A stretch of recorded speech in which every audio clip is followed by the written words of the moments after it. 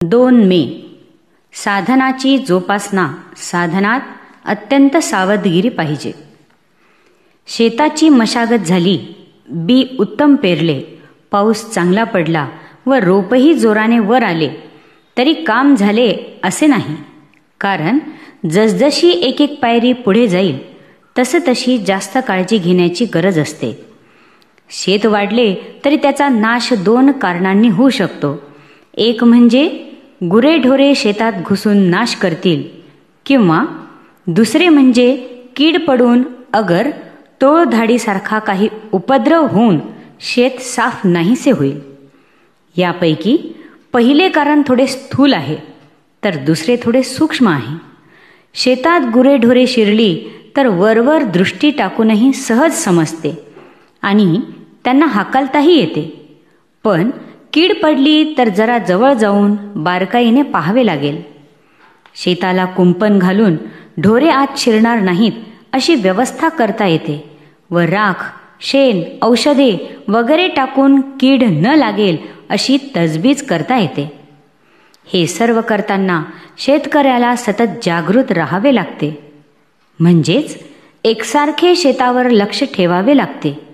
हाच नियम परमार्थातही लागू पडतो. साधकाने अत्यंत काळजीने वागणे जरूर आहे. शेताचे रक्षण व्हावे म्हणून जसे कुंपण, तसा संसार हा परमार्थाला कुंपण म्हणून असावा.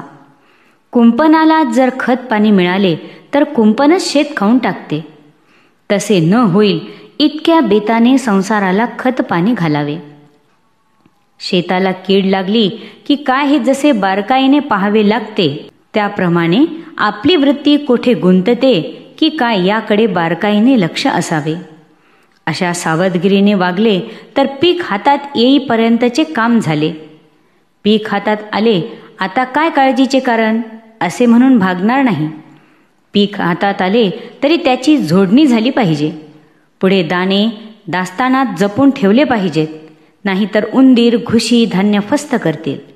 नंतर पुढे जरूर लागेल तेव्हा ते काढले पाहिजे. काढताना सुद्धा दाणा फुटणार नाही इतक्या बेताने ते काढले पाहिजे. अशा तऱ्हेने आरंभापासून शेवटपर्यंत अगदी जागरूकतेने वागले पाहिजे. तरच साधकाची शेवटपर्यंत तग लागेल. नाहीतर मध्येच निष्काळजीपणामुळे व सर्व काही हाती आले अशा भ्रमाने वागल्यास प्रगती थांबेल. अशी उदाहरणे फार आढळतात. म्हणून अतिशय सावधगिरीने वागावे. जो साधक प्रपंचामध्ये असेल त्याला प्रपंची लोकांच्या संगतीत राहावे लागणारच. पण त्याने फार सांभाळून राहायला पाहिजे. आपली वृत्ती केव्हा बदलेल याचा नेम नसतो. खरोखर परमार्थ ही एक कठीण शिकारच आहे. शिकार अशी मारली पाहिजे की आपल्या मीपणाला मारून आपण जिवंत राहिले पाहिजे व आपल्याला नको तेवढेच गळून पडले पाहिजे. श्रीराम जय राम, जय जय राम. आजचा सुविचार. जे भगवंताचे आहेत ते सिंहासारखे आहेत. ते अहेतुक नाम घेतात. सिंह जसा गवत खात नाही तसे संत विषयासाठी नाम घेणार नाहीत. जय श्रीराम.